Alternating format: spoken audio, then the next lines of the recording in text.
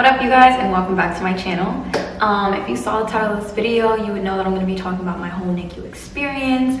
How did I get my job? Why did I go into the NICU? And kind of my thoughts about it ever since doing it. If that's something that interests you, keep watching. Let's go over a couple housekeeping rules. First things first, I'm going to be wearing this shirt in like 3 or 4 videos because I'm mass recording today, different videos, and I'm just going to put them out at different times, so you know, don't at me. Secondly, the sun is starting to go down, so it may look a little wonky in different places over the duration of the video. Sorry. Thirdly, nope, I think that's it. So why did I become a NICU nurse? Backtrack to when I first started school, all I ever wanted to do was to be a midwife, so all I ever knew to do was to be an L&D nurse. During my L&D rotation, it was trash. Like, the people were so, get out the way, you're annoying me. And I had patients who all did not deliver during my rotation in L&D. I actually asked my clinical instructor if she can stay with me longer one day just so I can see a birth, because every single day that I was in L&D, my mom was just laboring. She wasn't actually like giving birth, and I was like, this is so boring. Like, I've been sitting around for 12 hours checking the cervix and nothing is happening. And I was like, I don't know if that's the type of experience I want for my profession. Like, once the baby is actually going to come out, it's very cool and very fun, but all the waiting around is kind of like, I don't know if that's what I want. So I just didn't really like that rotation. The rotation that I liked the most was the ER.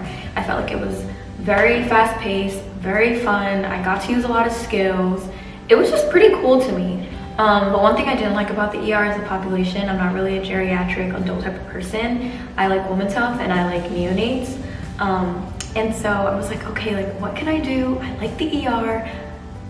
I'm interested in L&D, like women's health and babies. And I'm like, NICU. After that, I just started asking a lot of questions about the NICU to my teachers, to different people when I would do my clinical rotations. I never got to do a clinical rotation in the NICU.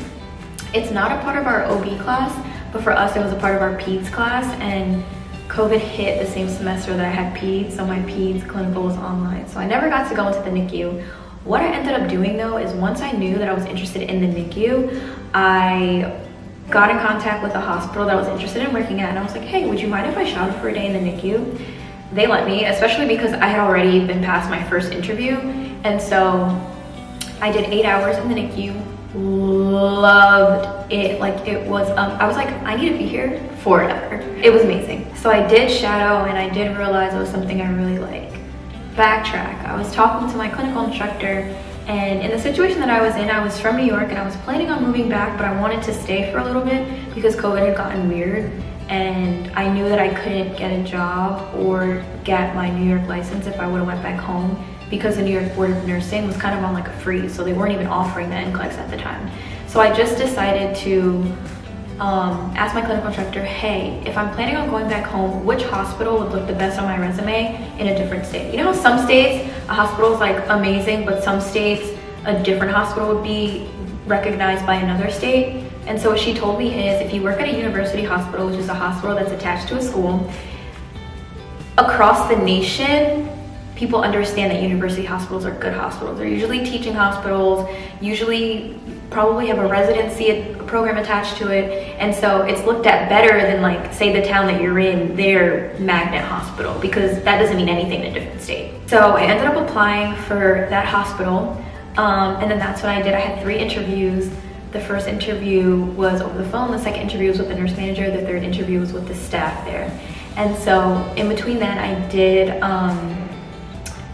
did my shadowing, and then I got through all interviews. I ended up being offered the job in February, and I graduated in May.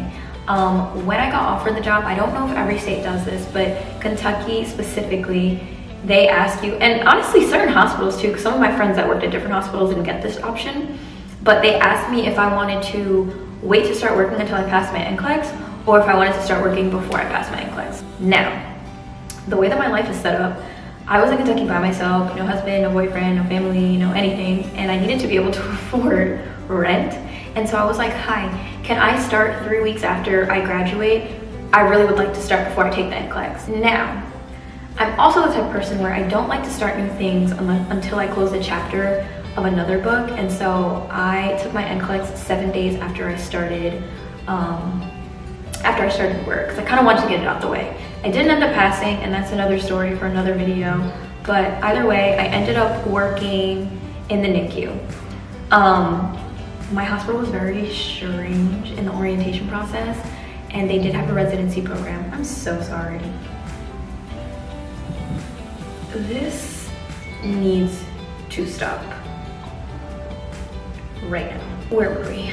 My hospital was very strange, and so I did start as a night nurse, and I personally wanted nights, but after I started I was told that I actually had no choice.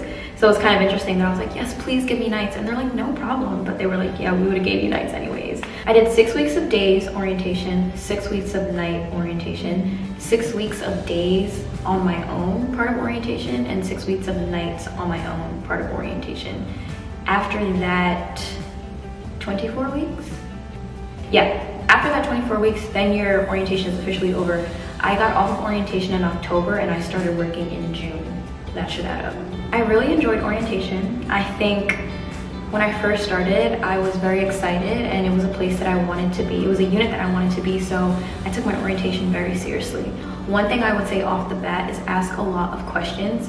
Be honest about where you are and how comfortable you feel about what they're telling you, and get a notebook. I mean, everything that I heard, I was like, and I wrote it down, and I would ask questions. People would answer the questions. I would ask different nurses. I would go home, Google things. I was very ready to learn, and I think having that attitude will really help you, because once you get off orientation, it's kind of like you're expected to know the things that they spoke about.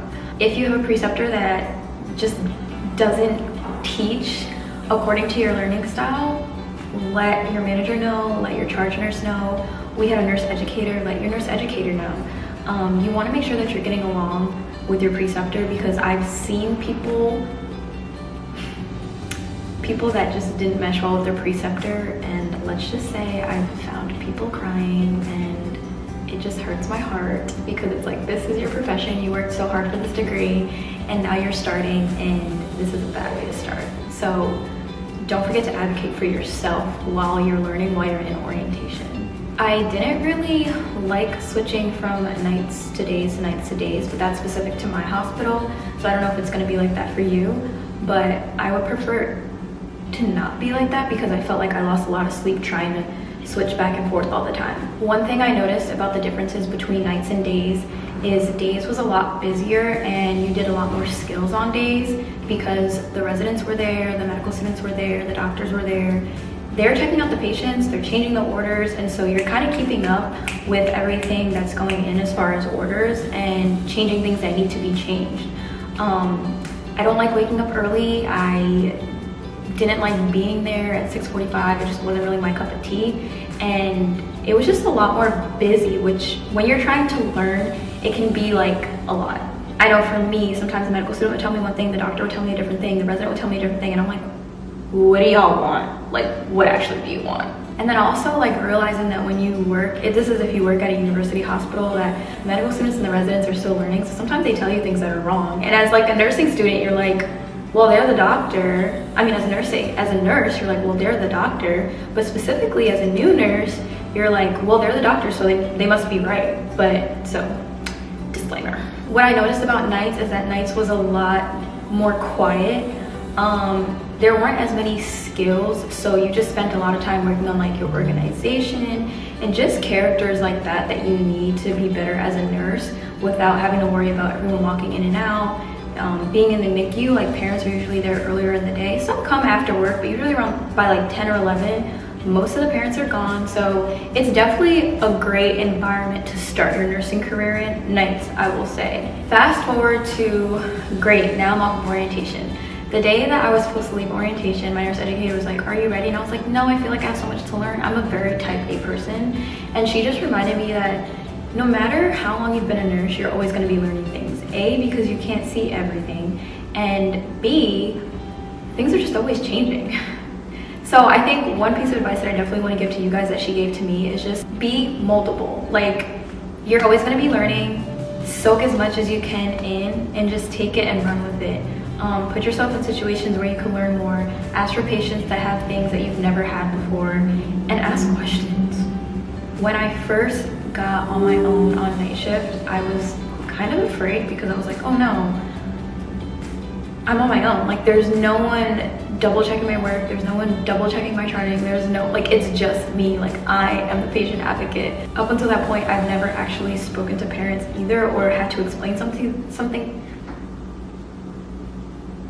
Up until that point, I've never had to explain anything to parents either, or anything like that. So there was just so much that I was nervous about that I just haven't seen yet. And I was like, anything can happen, especially if I'm on the delivery team. Sidebar, delivery team is the person that's, if a mom goes into labor, you go to delivery and you bring the baby back. So, but I will say, once you actually get off of orientation, you are a lot more equipped than you think you'll be. Yes, there's still a lot to learn, but there's also a lot that you've learned within that 24-week period. And I found myself a lot more comfortable than I thought I would be. Yes, I was still on my toes, and yes, I was still like, hey, can you double check this before I do this? And they're like, yeah, of course. But you do know a lot and enough to do your job, which is really nice. Especially working at a teaching hospital, the nurse managers are always like creating little ways to like teach you things or draw you into different scenarios. The doctors are always like, hey, come look at this. This is really cool. And you get to learn these things. They come in wanting to teach you. So it's not like you're begging for help, you know, to learn new things, because they're like, hey, I want to teach you. This is a teaching hospital. As far as like my home life, going into nursing, I was like, oh, we only work 3 days a week. We're off for 4. It's amazing. But